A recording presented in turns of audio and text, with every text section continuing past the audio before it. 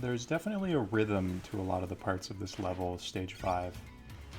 For instance, these red skeleton guys, they give you just enough time to hit them with 3 quick whips before they throw out their first attack. And if they do end up throwing out that first attack, they just kind of lock you into that area.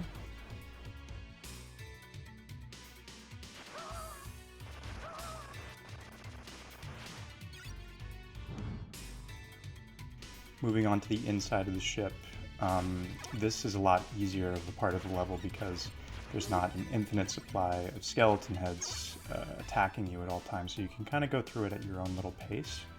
We're going to do a little bit of a shortcut here and get an extra life. And I don't know if there's a way to get this chicken. I've tried breaking the blocks beforehand, but you're just not able to get back up to get back down here. So break this engine, pick up this extra life, and we're moving on to these sniper guys. They've given me a lot of issues in the past, so you can see I'm a little bit weary here. I just decided to use my boomerang to get them out of there, because they are definitely scary. Moving on up, there's another skeleton to the right, but I'm just going to ignore him because he scares me once again. Moving on to this part of the level here with these 3 skeletons. This part can also be a bit intimidating, but if you're just aggressive, you can kind of get to them before they can get their shots off on you and just force them to do this little jump attack instead. Now this part is probably my least favorite part of the whole 5th level. Not that it's difficult, it's just intimidating. If this painting gets a hold of you, it will suck you into it and you'll die instantly. It'll torture you to death, which is not very nice.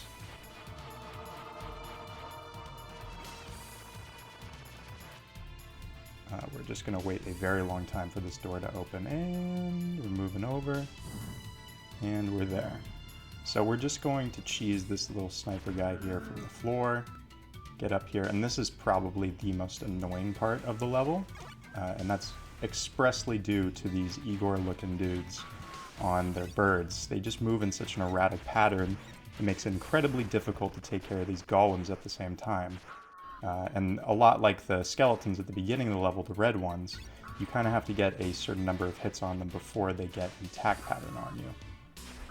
It makes the level a whole lot easier, but with the birds and doing that at the same time, it can be very difficult.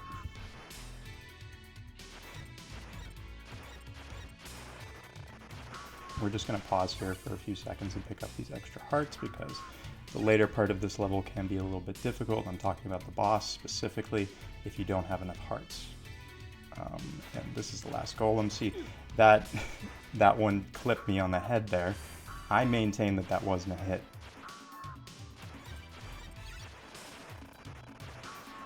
This is the final stretch of the level before the boss fight.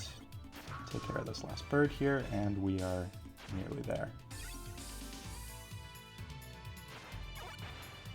So I've collected enough hearts for this next part to be a little bit easier than it usually would be.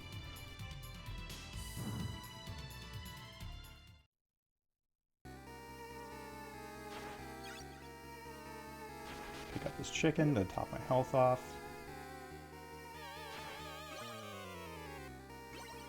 And we're almost up there.